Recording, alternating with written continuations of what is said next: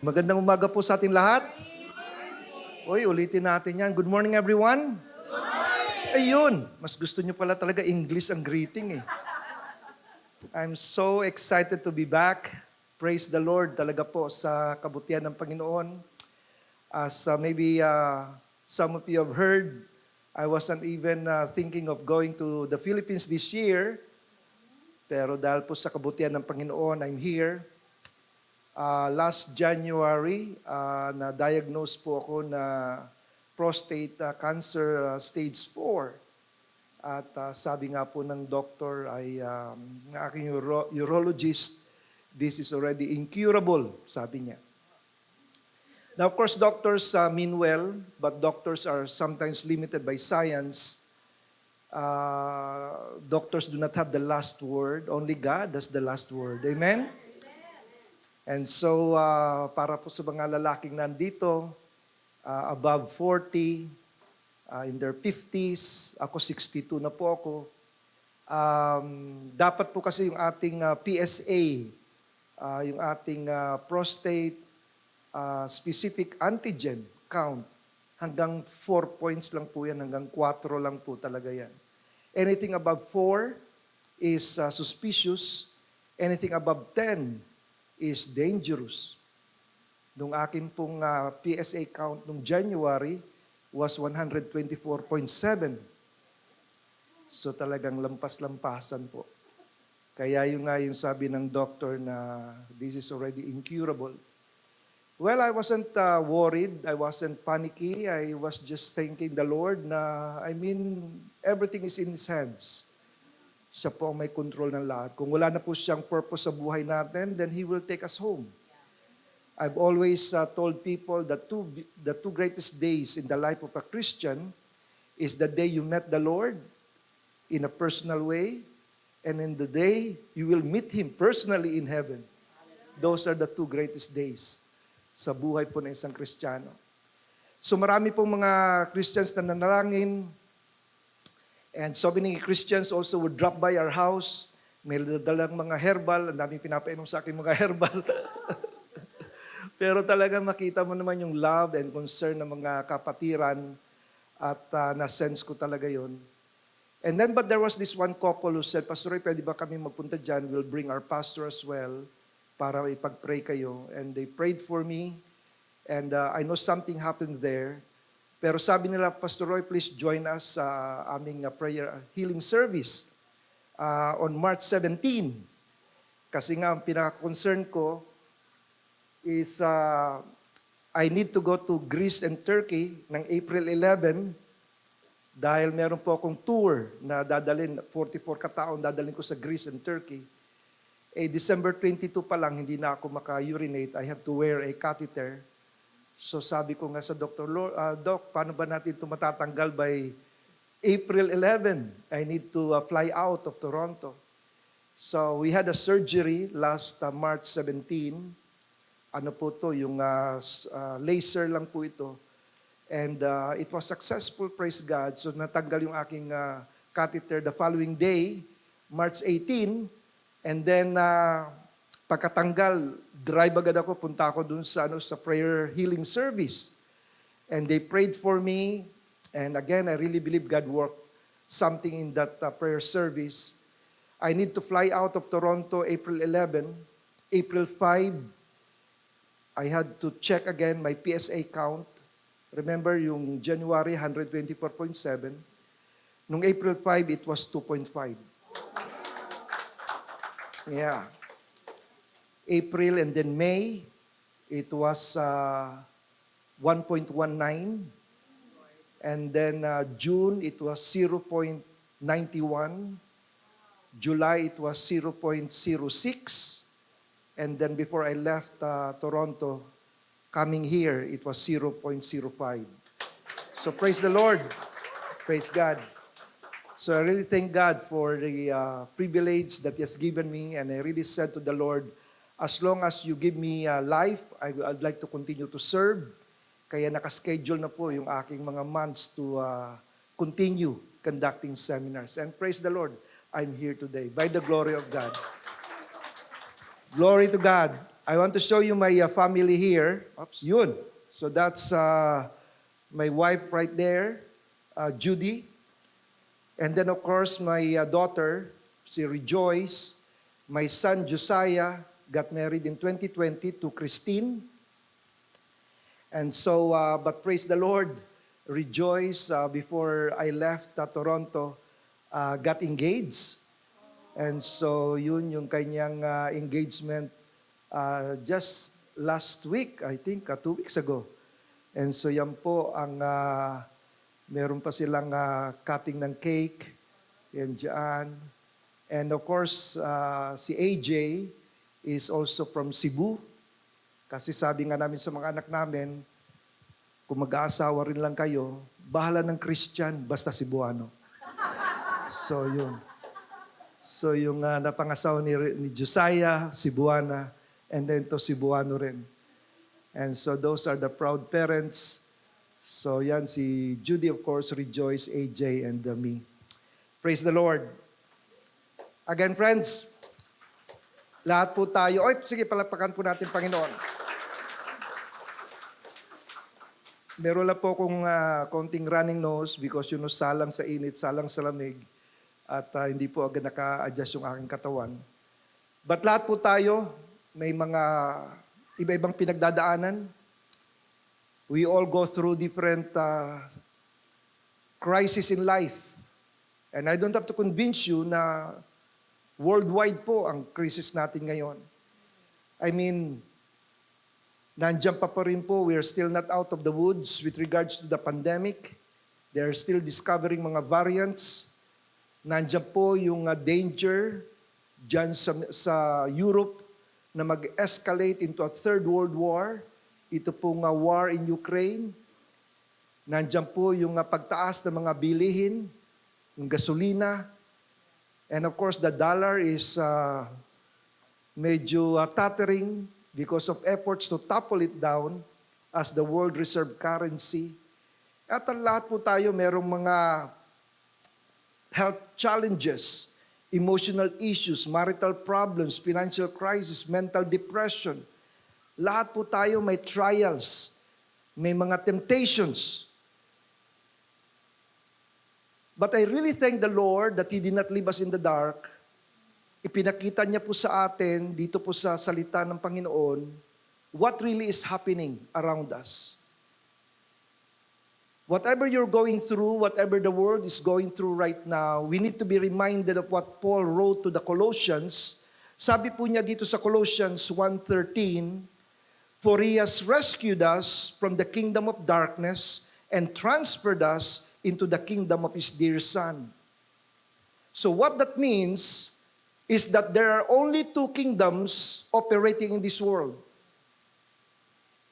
It's either you belong to the kingdom of Jesus or you belong to the kingdom of Satan. There's no in between. It's either you belong to the kingdom of light or to the kingdom of darkness. That means, brothers and sisters, lahat po na nangyayari sa mundo ngayon, internationally or nationally or personally, lahat po yan is to win subjects. It's to win souls for the Lord Jesus Christ or manatili doon sa darkness. It's a battle for the souls of men and women. Nothing more, nothing less, and nothing else. Kaya the way we respond to problems, the way we respond to trials, ang mga tao nakatingin. Tinitingnan nila, sige nga, tingnan natin to, born again to eh. How do you respond to the crisis in life? Maaakit ba sila sa liwanag o magpapatuloy ba sila sa dilim? Only two choices. Either we belong to the kingdom of Jesus or we belong to the kingdom of Satan.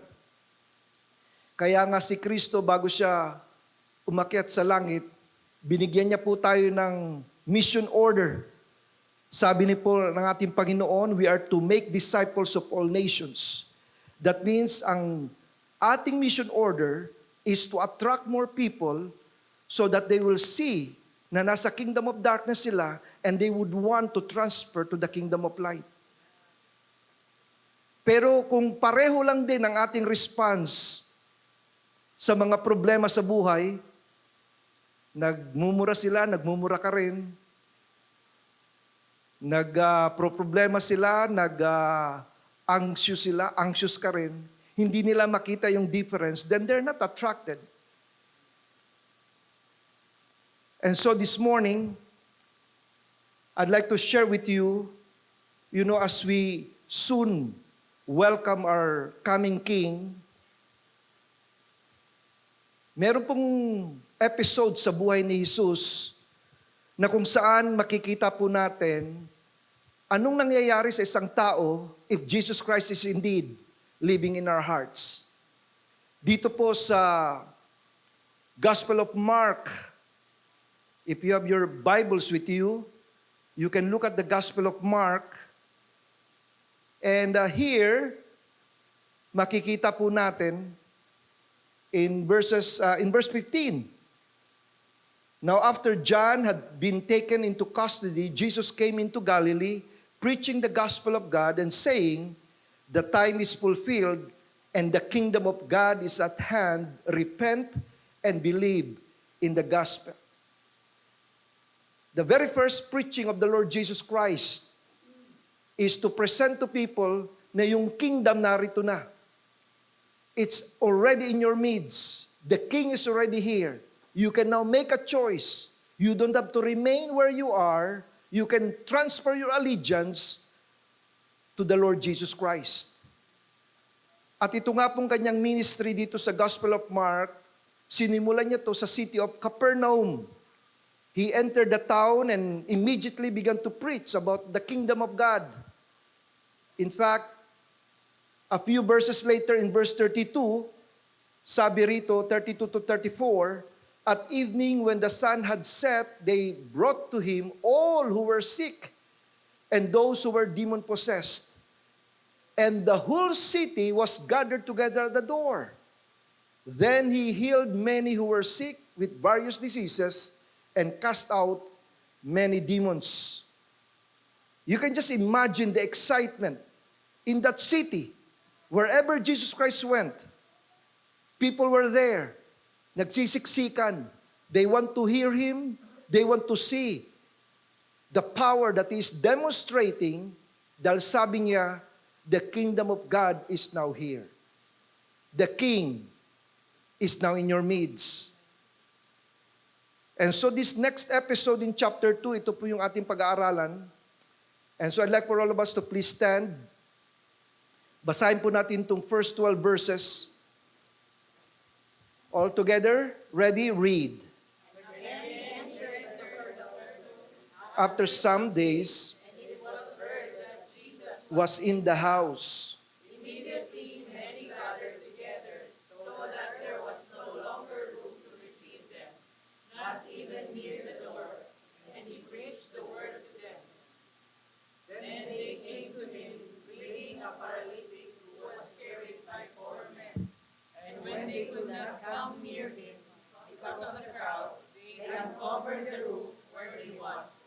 So when they had broken through, they let down the bed on which the paralytic was lying. When Jesus saw their faith, he said to the paralytic, "Son, your sins are forgiven you." And some of the scribes were sitting there and reasoning in their hearts, "Why does this man speak blasphemies like this? Who can forgive sins but God alone?" But immediately, when Jesus perceived in his spirit that they reasoned thus within themselves, he said to them, "Why do you reason about these things in your hearts? Which is easier, to say to the paralytic, 'Your sins are forgiven you,' or to say, 'Arise, take up your bed and walk'? But that they may know that the Son of Man has power on earth to forgive sins, he said to the paralytic, 'I say to you, arise, take up your bed, and go to your house.'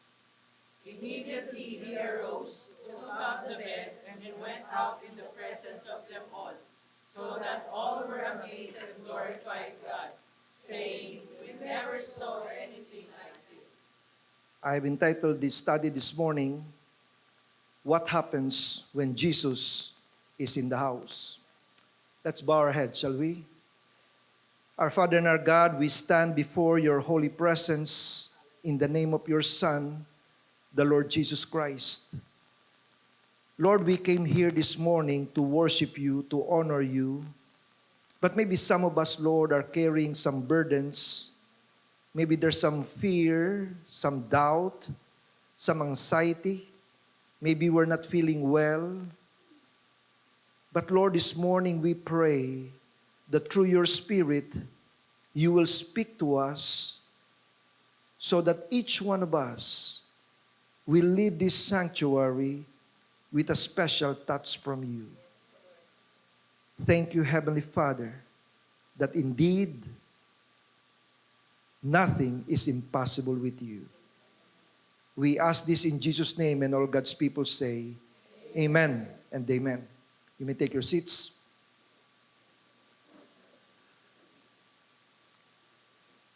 Mark chapter 2 verse 1 opens up with the information that Jesus again entered Capernaum. You know, this city of Capernaum became the headquarters for the Lord Jesus Christ as he conducts his ministry in the province of Galilee. Many of his healing miracles took place in that city. Many of the people in that city were ministered unto. Many got healed. Demons possessed have been released. But unfortunately, if you read Mark chapter 2, not many were moved to conversion. The Son of God was right there in their midst. But for the most part, they were unresponsive. They only asked for God to meet their needs. Pero patuloy pa rin sila sa kanilang dating buhay. They were not willing to turn over their lives to the Lord Jesus Christ. And that's a scary thought. Na posible pala, mga kapatid, for a person or a city to have experienced miracles and yet remain indifferent. That it's possible for people to listen to Jesus and yet remain unconverted. That it's possible for people to come to church, sing Christian songs, take the communion, and yet still go to hell. Yan ang nakakatakot, kapatid. Why are we really here? Have we truly surrendered our lives to the Lord Jesus Christ? It's a serious thing when a person or a city has the Lord Jesus presented to it, and then they don't really believe. They're just practicing churchianity. Hindi talaga Christianity, churchianity. It's just coming to church because of obligation, because of tradition. Kasi pag bumagyo na, umulan na, hindi na tayo pupuntan muna dyan. Yung commitment natin, hanggang komportable lang tayo. Pag inimbitahan tayo, aircon ba doon, Brad? Yeah. Sige, pupunta ako, aircon pala eh. May snacks ba, Brad? Oh, yan. Okay, sige, punta ako dyan. Hanggang saan ba talaga yung ating commitment? But you know what is so sad about the city of Capernaum? I've been there 6 or 7 times, almost every year, except lang na itong lockdown, I go to see the city of Capernaum. I would bring people to see the city. If you go to the northern edge of the Sea of Galilee, that's Capernaum. They will show you the ruins of that ancient city. It's just a pile of rubble today because its inhabitants did nothing to the preaching of Jesus, even with all the miracles that they have witnessed. Jesus was in their midst. They've seen the miracles. They've heard the teaching, and yet they rejected Him. And so here in Mark chapter 2, it informs us that Jesus came back to Capernaum, and the word got out that Jesus was in the house. Jesus is in the house. Friends, what happens when Jesus is in the house? So let me share with you today at least 7 things that can happen when Jesus is in the house. The first thing we observe here in verse 1 is that when Jesus is in the house, people are drawn. People are drawn. In verse 1 it says there, or verse 2 it says there, immediately many gathered together so that there was no longer room to receive them, not even near the door. Immediately a crowd gathered and completely filled the house where Jesus was. People were standing in the doorway. They were outside, looking through the windows. The greatest thing that could happen to any church ay kung kumalat yung balita, Jesus is in the house. When they hear those words, something happens. They are attracted. People will gather. What is our drawing power as a church? You know, there are churches today, what draws people is the building. So kung maganda yung building mo, malambot yung upuan mo, people are attracted. For some other churches, it's the size of their choir.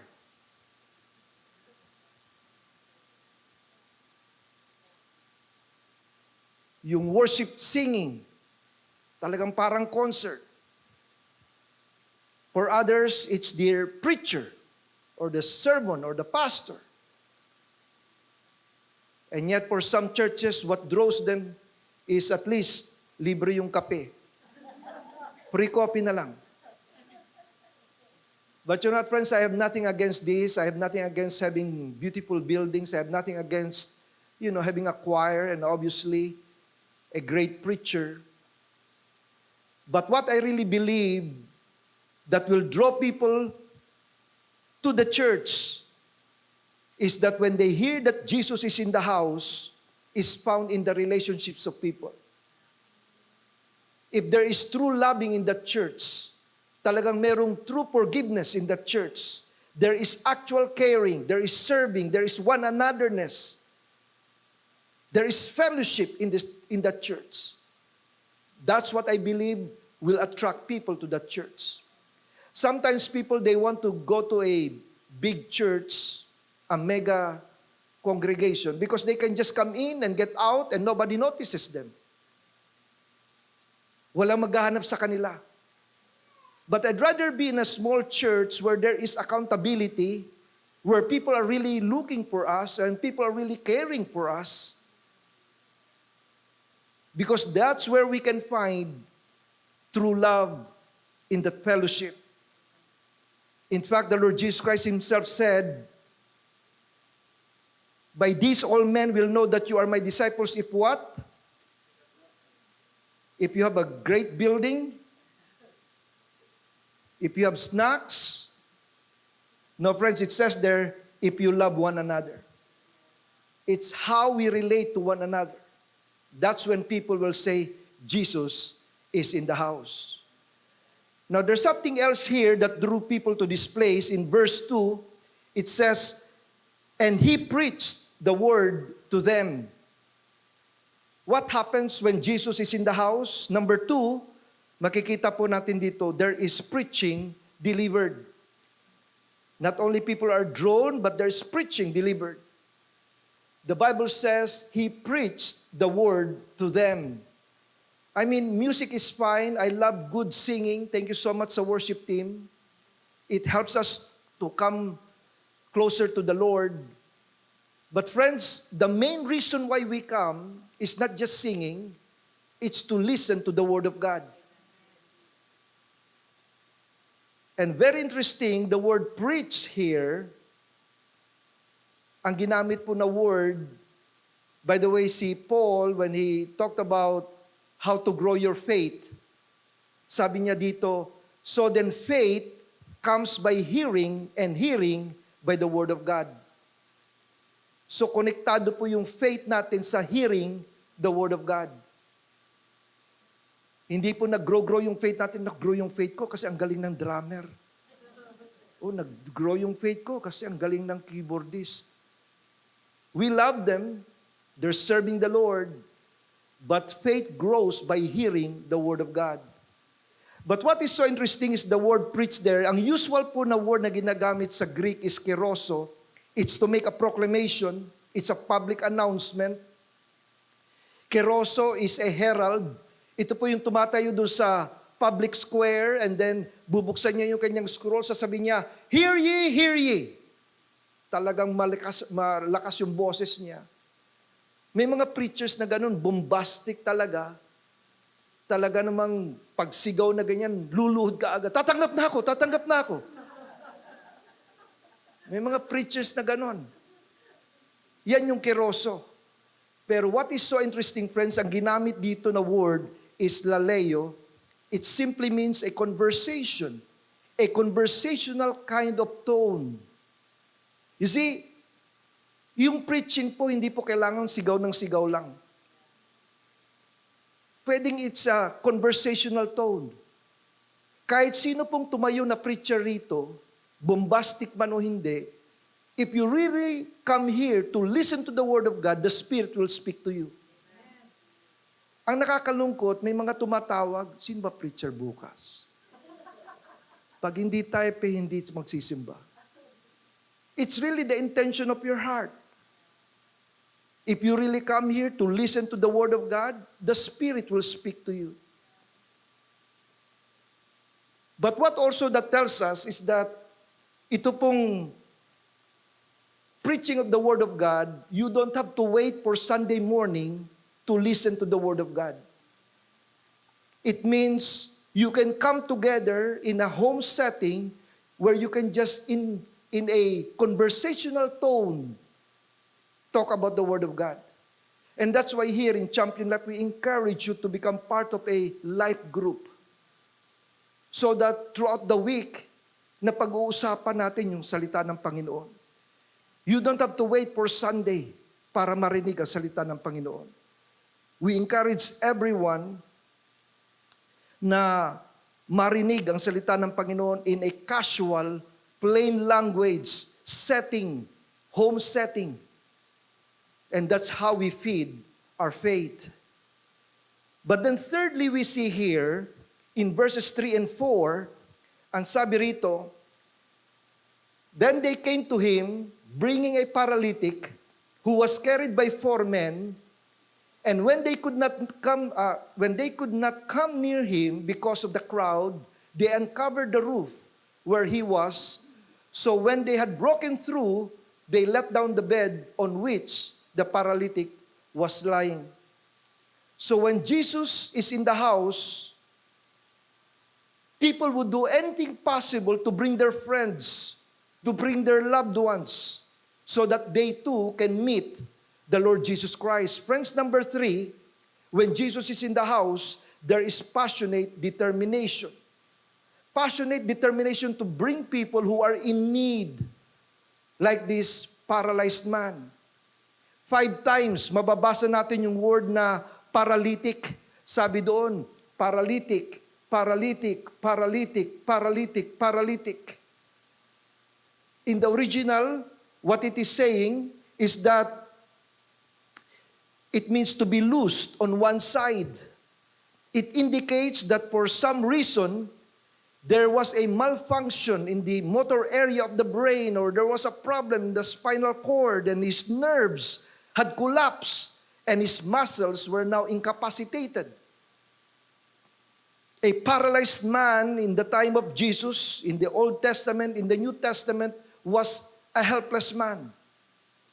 Not only helpless, but also hopeless. Why? There were no neurosurgeons at that time. Wala pong mga espesyalista nung time na yon. No physical therapists, no medical breakthroughs on the horizon. The only prescription the community could dispense was pity or sympathy. And during that time, to be physically paralyzed is a terrible condition. I mean, try to imagine the life of a person living on a horizontal plane.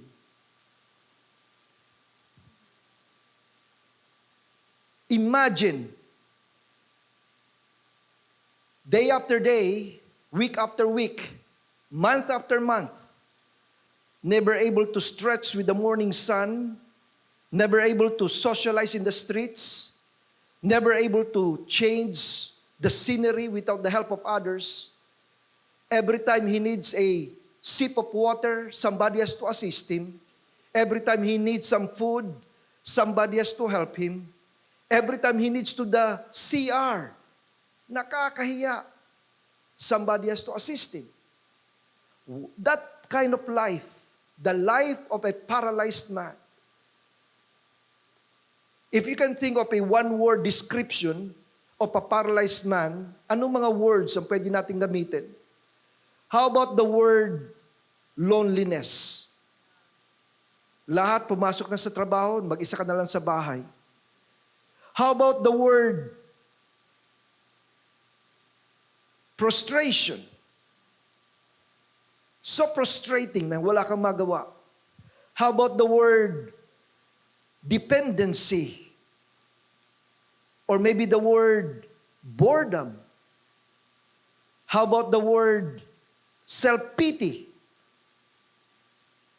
And the word despair? How about the descriptive word humiliation? And even the word shame. These are just one-word description of a man living on a horizontal plane. A 3x6 math. But brothers and sisters, with all the negative synonyms this paralytic has, there was one positive word that gives him a syllable of hope. One syllable word that gave him a syllable of hope. And that is, he has friends. May mga kaibigan siya. Tanungin mo nga katabi mo, do you have friends? I mean, do you really have friends? You know, you can be lonely even in a crowd. Nakakalungkot. Maraming mga Pilipino dun sa Canada, bumabalik ng Pilipinas dahil sobrang lungkot. Wala silang kaibigan. They're not part of a community. They don't belong to a church. Doon kanya-kanyang buhay. Mga kapitbahay mo, hindi mo kakilala. But friends, when this paralytic and his friends heard that Jesus is in the house, something happened. They were willing to sacrifice. They canceled all their appointments. Pinuntahan agad nila yung kaibigan nila. Tinulungan agad nila. Dinala agad nila doon kay Kristo. Because they heard that Jesus is in the house. It's so nice to have friends who are willing to sacrifice para lang makilala mo si Jesus. It takes a lot of sacrifice to invite people to come here because you are their friends. Gusto mo silang imbitahin sa ating fellowship so that they can hear about Jesus. Hindi madali mag-imbita. Mahirap ma-reject. Invite ka na invite, reject naman na reject. Pero kung party, okay, sige, punta tayo. Pero kung Bible study, busy ako, Brad.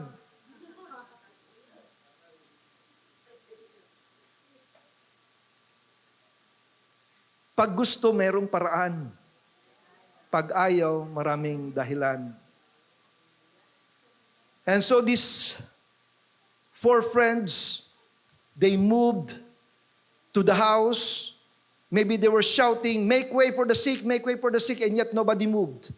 There was no room around the door. There was no room around the windows. But one thing good about the houses during the time of Jesus, meron silang hagdan papunta dun sa roof.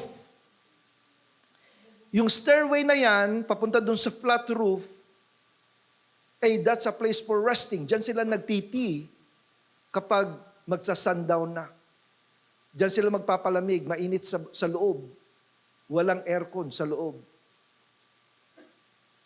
And these 4 men with passionate determination, they made their way up to the stairway and to the roof.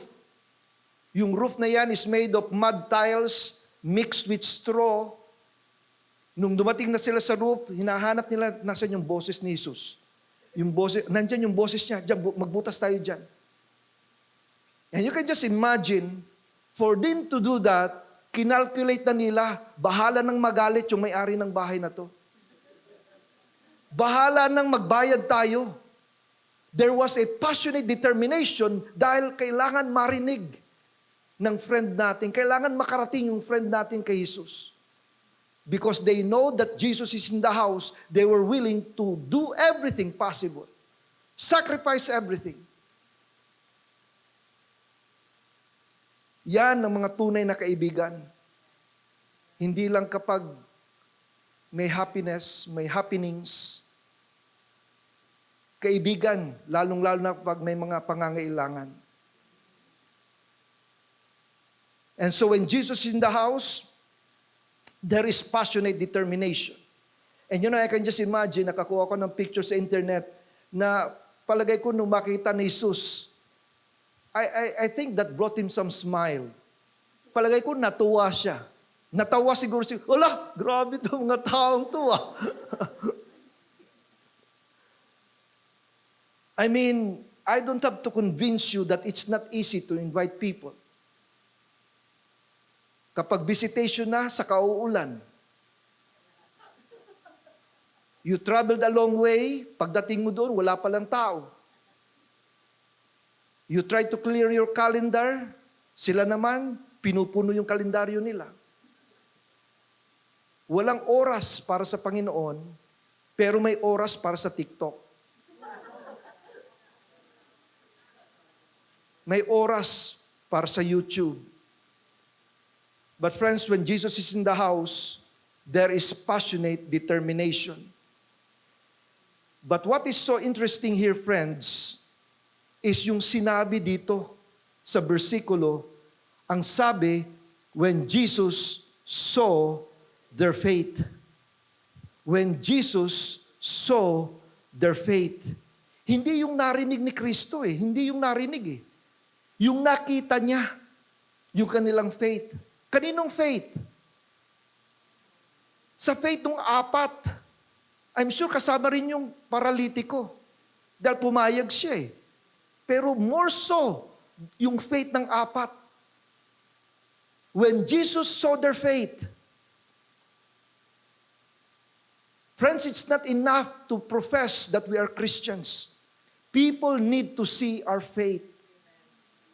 Kailangan makita nila. Ano ba talaga yung born again na yan? Because it's easy to proclaim that we are born again, that we are, that we have been cleansed by the blood. And yet, hindi naman makita sa buhay natin. Eto na, darating na yung mama mo, galing sa trabaho, 7:00 na ng gabi pagdating niya, ang dami pang huhugasan doon sa kusina, magluluto pa siya, samantala ikaw nagko-computer games ka lang. People need to see your faith. It's not enough to claim that you're a Christian. I'm sure you've heard these words, but let's hear it again. It says that actions speak louder than words. Actions speak louder than words. You may talk about your faith until you're blue in the face, but unless people see your faith by the actions that you do, people will not listen. They need to see your faith by your generosity. They need to see your faith by your honesty. They need to see your faith by your punctuality. Minsan yan ang problema sa Pilipino, yung punctuality, kasi meron tayong Filipino time. Dapat cancelin na yung word na Pilipino dyan. Christian time lang tayo, kapatid. They need to see our faith in times of trials. They need to see our faith in times of temptations. They need to see our faith when we have plenty and when we are in need. In fact, James said, faith without works is dead.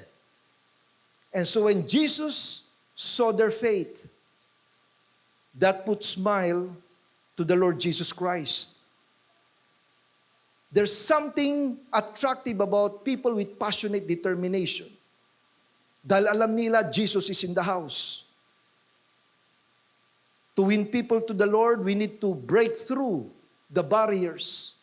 Somebody said these words, doubt sees the obstacles, faith sees the way. Doubt sees the darkest night, but faith sees the day. Doubt dreads to take a step, faith soars on high. Doubt questions who believes, faith answers I. That's the kind of faith that is willing to be seen. That's the kind of faith that goes outside the box. That's the kind of faith that is opposite of doubt. But another thing that we discover here, nung sinira na nila yung ceiling, it tells us something about their value system. Yung values nila, they believe that a man's soul was more important than the roof. The value of one's soul than the price of the roof. They believe that when one soul repents, there is rejoicing in heaven. And sometimes we have to challenge ourselves and ask ourselves, ano ba talaga mas importante dito? The souls of men o yung gagastusin? And sometimes it prevents us from doing what God wants us to do kasi, Pastor, magastos yan. Huwag tayong pumunta dyan, Pastor, magastos yan. Huwag tayong maggawa niyan, Pastor, magastos yan. Our value system is revealed. Many historians believe na itong bahay na to, na sinira nila is actually the house of Peter, Simon Peter. And I can imagine Simon Peter nung nagbabagsakan na yung debris. Si Simon tumakbo agad doon sa kwarto niya. Kinuha agad yung calculator, magkano babayaran ng mga taong to.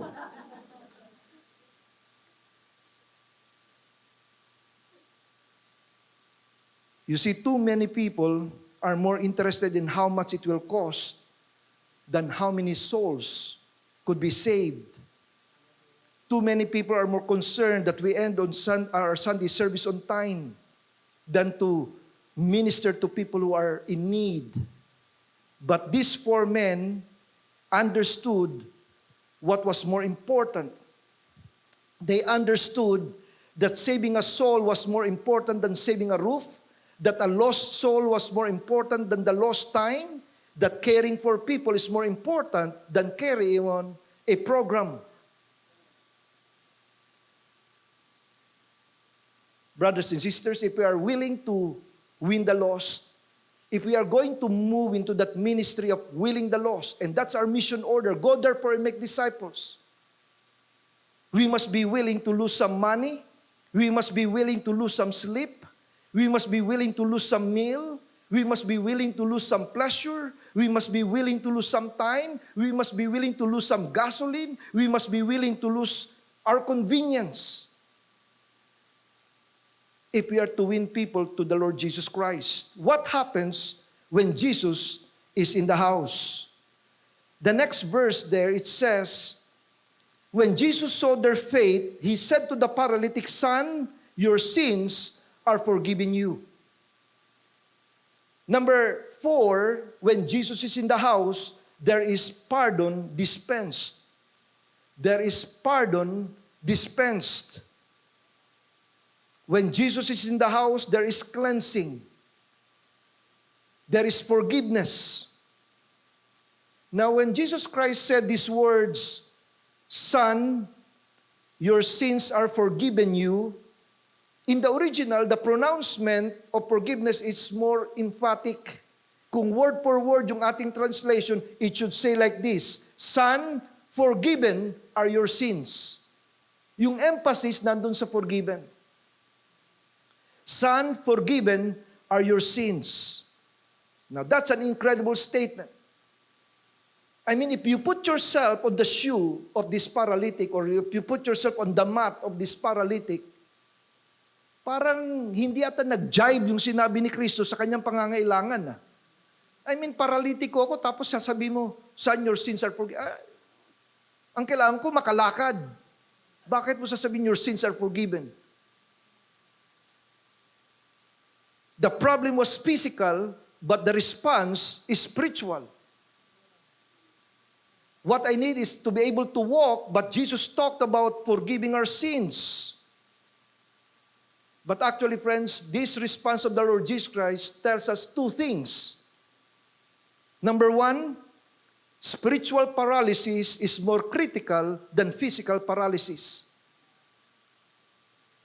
What do you value more?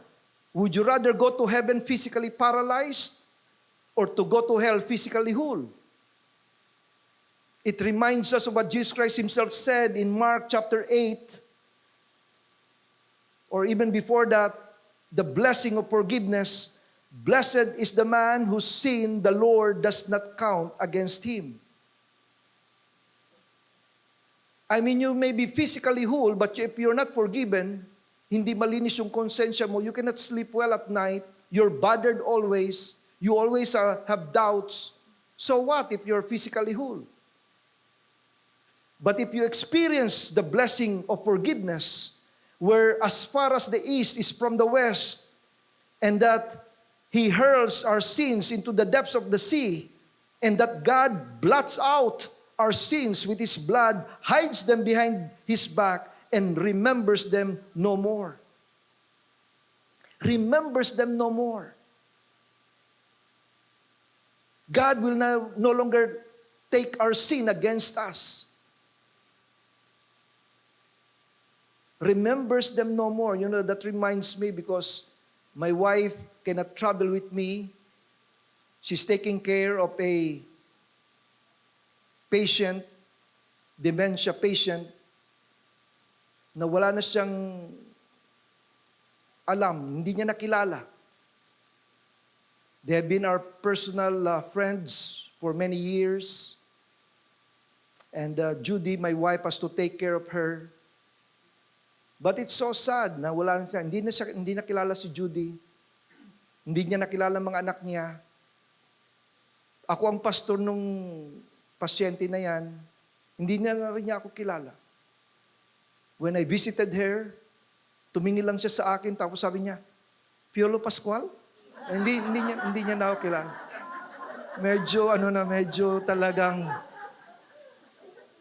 Medyo talagang masama na yung tama talaga. But here, the Lord remembers them no more. Napakasarap ng pakiramdam, kapatid, to be forgiven of our sins. Yes, we may have physical problems, but if you're spiritually linked with God, if you have that assurance in your heart na anuman mangyari, nandiyan dyan ang Panginoon, you can sleep well at night. May mga tao, they have all the riches in the world, pero hindi man lang makatulog na maayos. They're always bothered. Walang peace of heart, walang peace of mind. Also, secondly, the response of Jesus suggests that the root of his physical problem could be spiritual. You know, the words that Jesus Christ said to this man indicate that he became crippled because of a spiritual reason. Son, your sins are forgiven you. Now, let me make this clear na hindi po tinuturo ng Biblia na kapag tayo nagkakasakit ay dahil lahat yan sa kasalanan. Hindi naman po dahil sa ganyan. Na pagka nagkasakit si pastor at isipin nyo agad, ano kayang sakit ni pastor? Ano kayang kasalanan ni pastor at nagkasakit yun?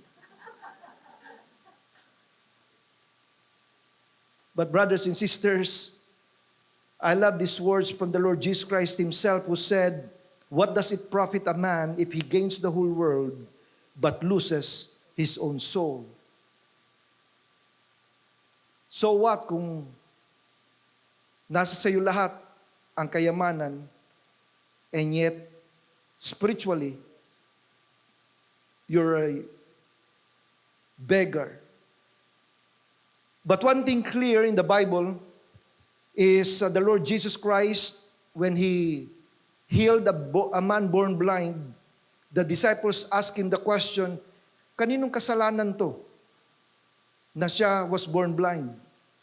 Lord, who sinned so that this man is blind? And the Lord Jesus Christ said, no one sinned. No, he wasn't sick because he was a sinner. But in another occasion, in John chapter 5, after healing a crippled man, Jesus said to that man, stop sinning or else or something worse may happen to you. Posible rin talaga, kapatid, na nagkasakit ka because of some spiritual problem.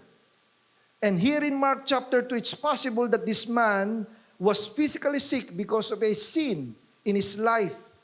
And that's why the Lord Jesus Christ said, "Son, your sins are forgiven you."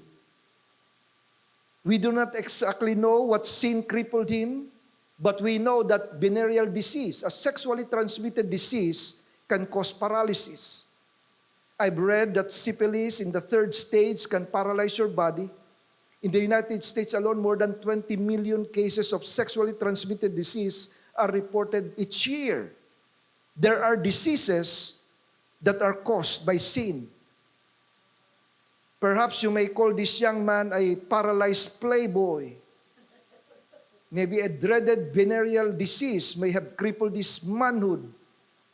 If you're still addicted to nicotine, you're setting yourself for a life-threatening disease like lung cancer and throat cancer.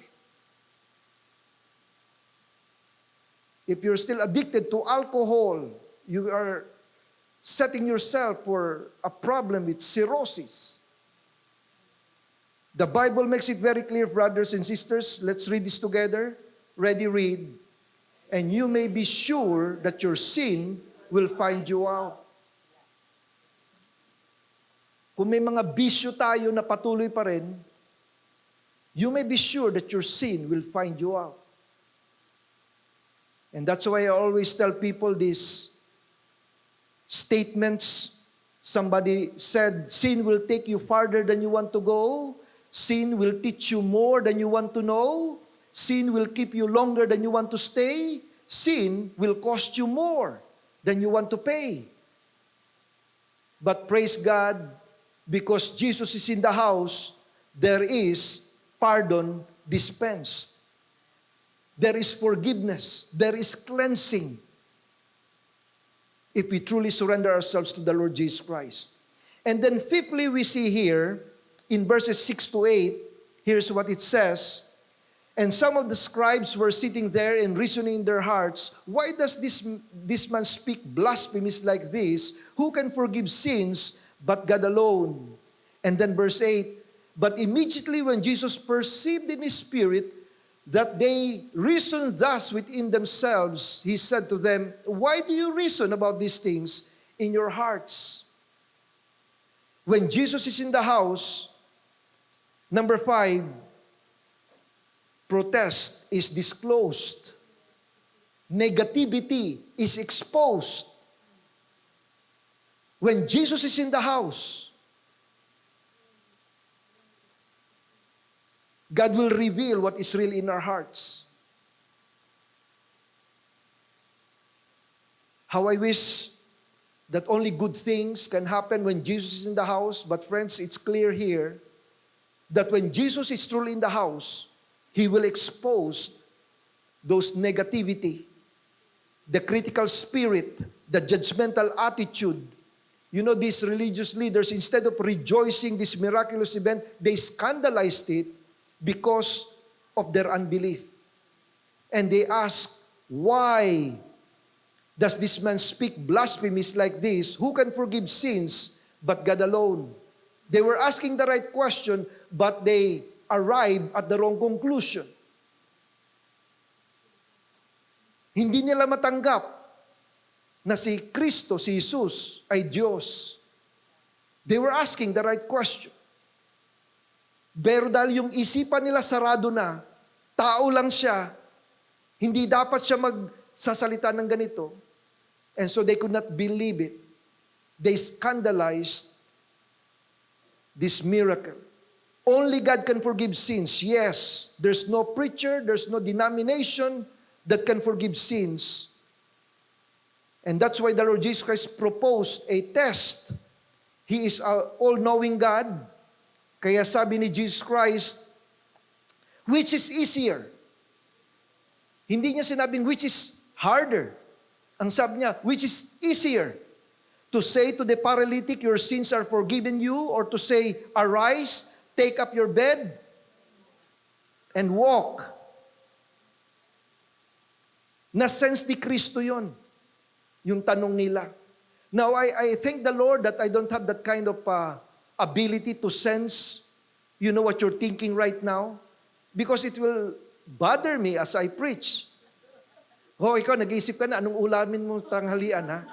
Ikaw, nag-iisip ka na, ang tagal naman ng pastor na yan. I thank the Lord that I don't have that ability. But Jesus can know what is really in your heart. Which is easier? If you say to someone, forgiven are your sins, friends, that's invisible. But to say to someone, stand up and walk, wow, that is visible. And so what the Lord Jesus Christ is telling us here, it's never enough to just tell people that you are born again. Show them that you have been born again. Ipakita mo sa buhay mo. Ano yung mga nabago sa buhay mo? How you treat your wife, how you treat your husband, how you treat your children, how you work, how you respond to problems in life. Because it's a lot easier to just say, I'm a Christian. But to show them that you're a real Christian. And so here the Lord Jesus Christ gave them a test and said, all right, I'll prove my power to forgive sins in the realm of the invisible by showing you my power in the realm of the visible. Brothers and sisters, when Jesus Christ is in the house, there is power displayed. There is power displayed. And that's what it says there in verse 11. I say to you, arise, take up your bed, and go to your house. Immediately he arose, took up the bed, and went out in the presence of them all. The paralyzed man was healed instantly. The mat that carried him, now he carried it out. The mat that was once the sign of his sickness became the sign of his cure. This was an incredible demonstration of divine power.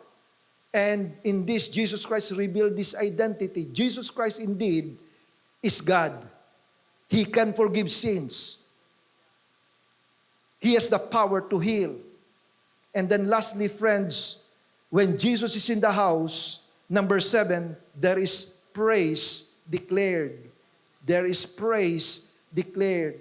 And so the last verse, verse 12, it says, this amazed everyone, and they praised God, saying, we have never seen anything like this. Brothers and sisters, it seems to me that if you have been forgiven of your sins, or if you've been healed of a certain sickness, you'd like to testify of God's grace and God's mercy upon your life. And I really thank God for the privilege that I can stand here before you this morning, just praising the Lord for the privilege that He has given me to continue to minister to people, even though the doctor said it's no longer curable, but God has the last word. Amen. Kung meron pa siyang plano sa buhay niyo, friends, nothing can stop Him from using you.